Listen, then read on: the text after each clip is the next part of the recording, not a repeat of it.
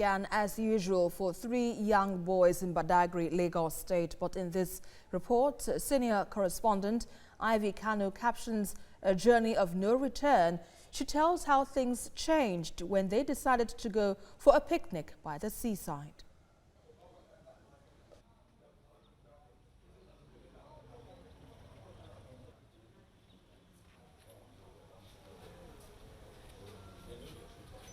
Arriving the residence of the late Kenneth, we met his mom surrounded by sympathizers.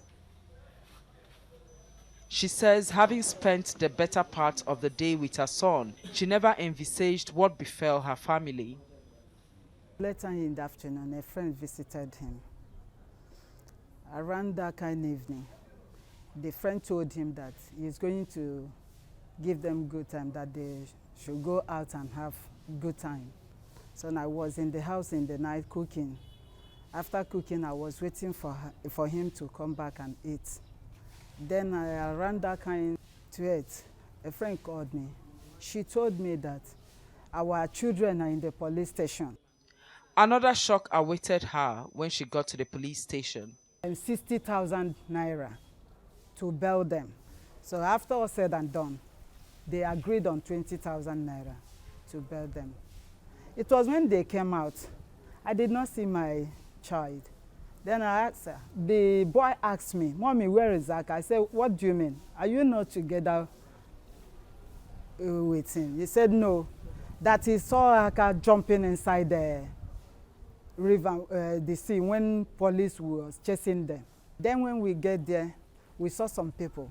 We asked the people that attended us, confirmed that they saw the boy, and when he ran inside, the police was pursuing him. Some go from the front, some are at the back. Those that in the front was pointing gun at him, so he has no choice than to jump inside the water. Hillary is one of the 3 that went for that picnic with Kenneth. He says the atmosphere was lively, not until police officers appeared on the scene at about 7:30 p.m. Yes.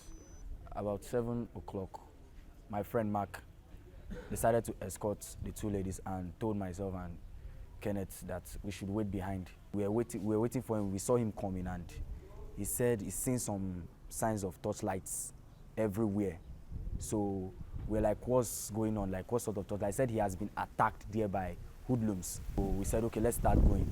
So immediately we were going, we saw the way they were approaching us fast. We saw the force they were coming with, and we decided to alight. So we had to take off.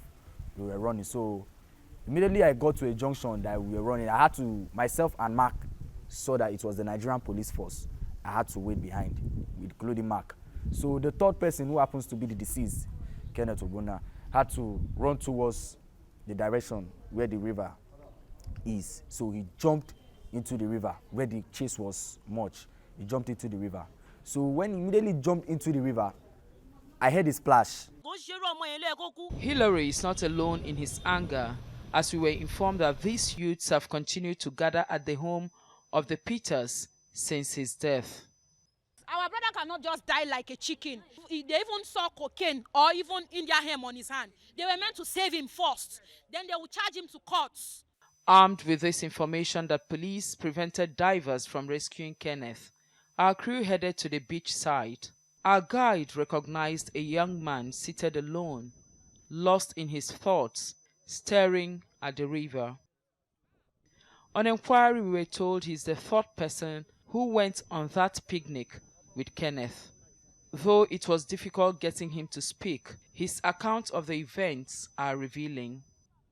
Actually, from the locals here, they said immediately my brother got here and he wanted to jump. They told him not to, but the police came so close that he just dived in. And one of them took off his shirt and wanted to dive in too. And the policeman stretched the gun at him and told him that if anybody moves to save him, he will be shot at the spot.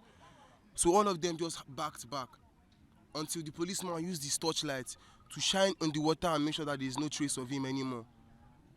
The policeman actually went to the water where he dived, the spot, and flashed his lights there and made sure he drowned. And then he went back into the van. Then the local said they actually went into the water when the police went, but he had gone too far. And that time of the night, the water was very cold. So they came out. All that is left of Kenneth Ogbonna is the cardigan he wore that night. Now, what is very baffling is the fact that we've made effort to speak with some of the divers, but they say they won't talk to us for security reasons. For Kenneth, it's a journey of no return. But for his family and friends, it's a pain that won't ever go away. Ivy Kanu, TVC News, Lagos.